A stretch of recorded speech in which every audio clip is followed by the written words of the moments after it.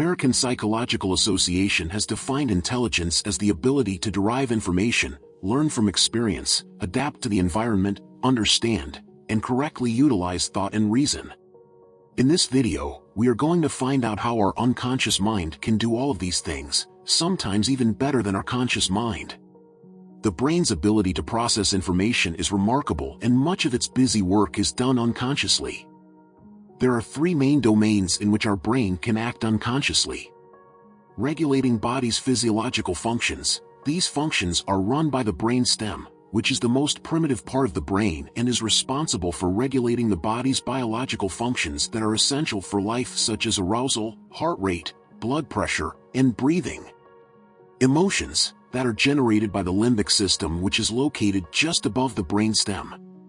And higher cognitive functions like memory and decision-making, and of course intelligence.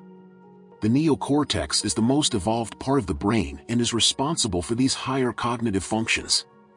These domains are not independent and interact with each other in a hierarchical manner. Meaning that once the earlier parts of our brain are activated, it will affect the higher functions as well.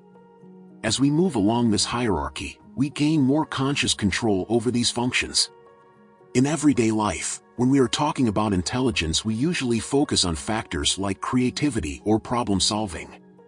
So today we focus on the cognitive component of the unconscious.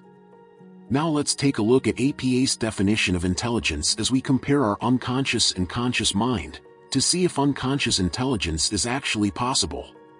Our conscious mind uses what we call sequential processing. In sequential processing, our brain considers and serially integrates information one after another. On the other hand, unconscious functions are parallel. Parallel processing takes advantage of the fact that many computations can be done at the same time, by dividing the work among multiple processors.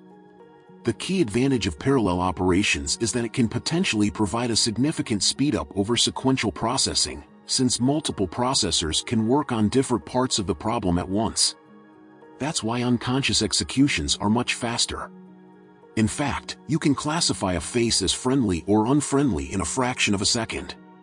Because unconscious operations are much faster and can consider multiple stimuli at the same time, they can understand and derive information from the environment in an efficient manner.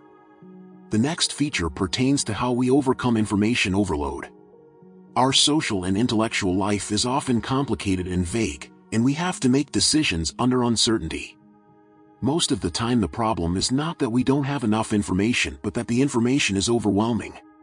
We have too much data to consider before making a decision, and we cannot say which one is relevant. Our unconscious mind is much better at finding patterns under ambiguous situations that require complex and delicate discriminations. This is undoubtedly an adaptive advantage in the ever-changing environment. Another difference between conscious and unconscious processes is their persistence over time. While conscious activities only happen when we are actively engaged in a specific task, unconscious operations happen almost all the time, even when we are sleeping. A great example of this processing is the so-called eureka moment, in which the solution to a problem suddenly comes to your mind. Eureka moments are special, because they prove that unconscious operations are capable of correct reasoning and utilizing thoughts. Now let's talk about the last feature of intelligence, learning. Implicit learning is a type of knowledge acquisition that occurs without the learner being aware of it. This often happens when people are exposed to new information and are not actively trying to learn it. For example, if you are exposed to a new language, you may start picking up words and grammar rules without even realizing it. In the conscious domain, we have explicit learning, a type of learning that occurs when someone is aware of what they are learning. In explicit learning, you intentionally use specific strategies to improve your skills. So you now have a good understanding of what unconscious intelligence is. But before we conclude this video, we should tell you that we do not try to undermine conscious learning.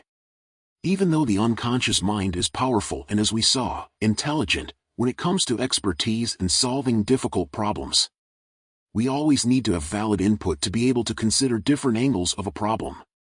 Also, unconscious operations are most efficient under specific circumstances.